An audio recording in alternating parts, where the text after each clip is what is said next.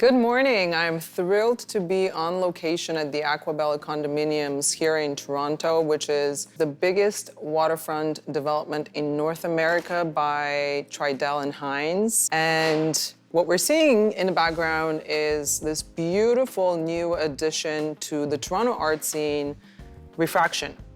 Today, I'm in great company with Dan Manchions, partner at 2x4 Design, also the one responsible for this beautiful piece, and our own VISO's Filipe Lisboa, founder and CEO. Thank you so much for being here with me today, because I know your time is very limited.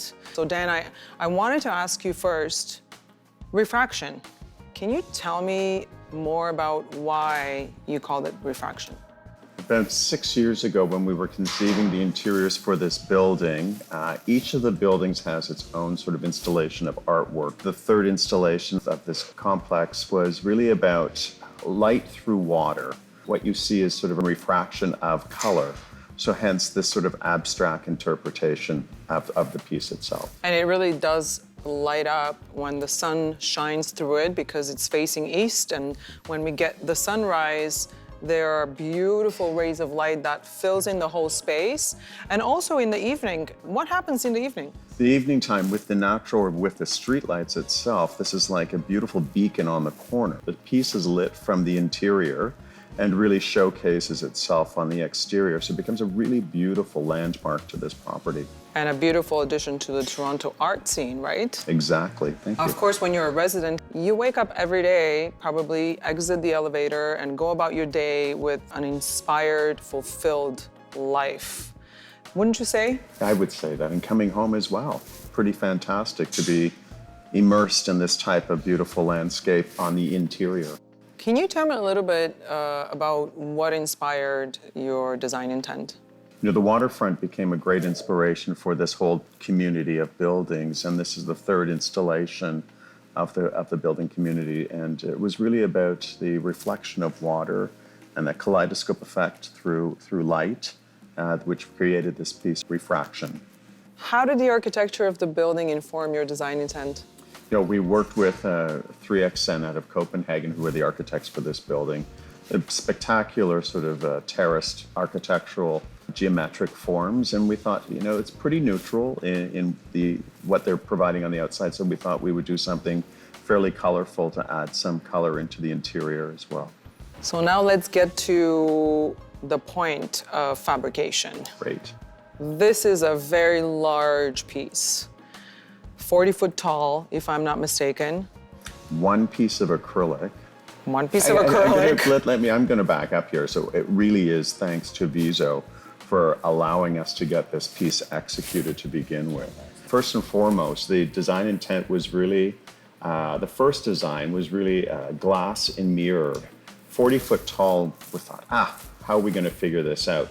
It would have had to have had backers so you wouldn't get this beautiful translucency that you have with the piece right now. Color options were restricted. I think working with your company, you were problem solvers, which was great, and brought this forward to us as a designer, and said that I think I'm going to challenge myself, meaning you're going to challenge yourselves to execute this. No, seeing the size of the piece going through various heights and going through 2 levels, having a seam, and one of the biggest restrictions with glass is lengths of panels of glass. Yes, they can go up until 3.5, 4 meters, the longest ones, and about 2.5 to 3 meters wide. But in general, it would break. It would have a break in the center, and we thought that would be a huge problem. Second part is the glass itself actually has a green cut tint to it. So applying the film on top of the green with the sunlight, you would always get a different variation of the actual color that you're actually selecting. And to use a starlight, we run into more limitations through tempering of glass and everything else. So we really suggested and thought acrylic was the best option, not knowing that nobody had actually ever extruded pieces of acrylic 9.5 meters in length. We had to involve factories globally in Europe, between Germany, Spain, and Portugal, because all the parts needed to, or required to execute this project were was very difficult because the acrylic has never been extruded in 9.5 meter lengths. by 20 millimeters thick, automatically we had to build a cutting table. So we were able to locate a Spanish company who actually was making a cutting table that size for the furniture industry. And we asked them automatically to use their table that they just made, and we applied a miter machine on top to basically miter the lines of acrylic. So out-of-the-box thinking was really helpful to deliver this art piece the way it is today. Yeah, completely. Wouldn't you say? Just the logistics behind it, guys. Between acrylic is a very, let's just say, moving product, and it's very temperamental between hot and cold. So we had to automatically hire special trucks that had cranes on top of them with 6-arm axis, meaning 6 pieces of lateral supports to be able to bring it off, drop it on the ground. It was impossible to move it. Everything had to be moved by hand from location to location with about 11 to 12 people at a time. So it was, let's just say, a fabrication. I can't imagine the logistics on getting that piece from Europe to Toronto as well. Can we make another one, Phil? Yeah, of course. Now all the secrets are, all the hard part is done. How long did it take from start to finish? If I'm not mistaken, close to 6 months. Considering this was such a challenging fabrication, were there any challenges between the two firms, 2x4 Design and VISO, that had to be worked on or ironed out? Obviously, we have an amazing product. Of course, the product is an installation art. It's more than a product. So can you talk a little bit about that, Dan? Because it's going to be great to hear from your point of view as the client how the relationship was during the process. I think there weren't any issues. I think I said earlier that you guys are problem solvers, but there was great communication between yourselves and the fabrication and the installation, our client on site, in order to get this piece built. So it was working with your details, taking a look at the engineering of this, how it was going to be installed, when it was being installed, the coordination with all of the other consultants involved with this. I mean, it's a lot of work, and we're a small part of sort of the creation of this piece, but people don't understand the amount of work that goes into actually fabricating a piece that looks like it's just easily floating there in space. And we know that there's a lot of things behind the scene here that we don't see. Yeah, exactly. No, the whole, just the location of where it was located with the, going down the staircase and giving the client, or let's just say the people who live here, the opportunity that they're able to touch the piece and see it close at a glance, where majority of sculptures like this, you're not able to. The area was very limited for installation, and the sheer length of the 9 meter, or 9.2 meters exactly, the length of it, to bring it up in freestanding, it was a lot of thought process and a lot of custom tooling that needed to be made. And coordination. And coordination, of course, correct. Yeah, really, and the one full length of these acrylic beams, we'll call them, is just incredible.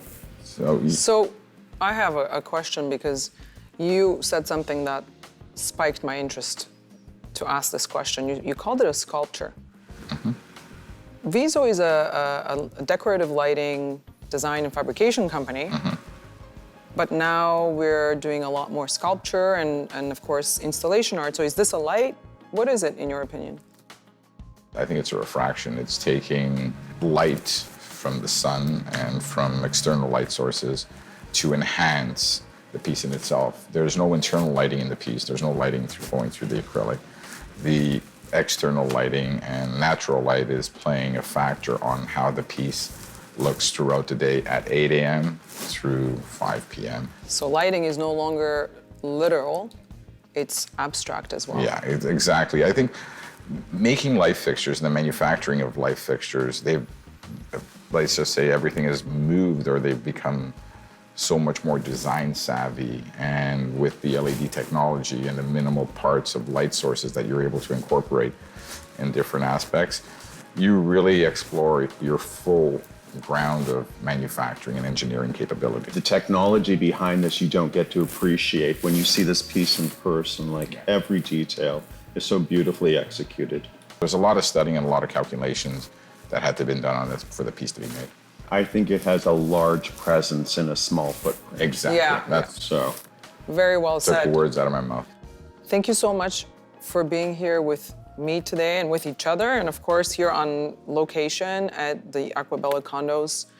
I'd like to ask you if there's anything you want to add that I may have missed regarding this project.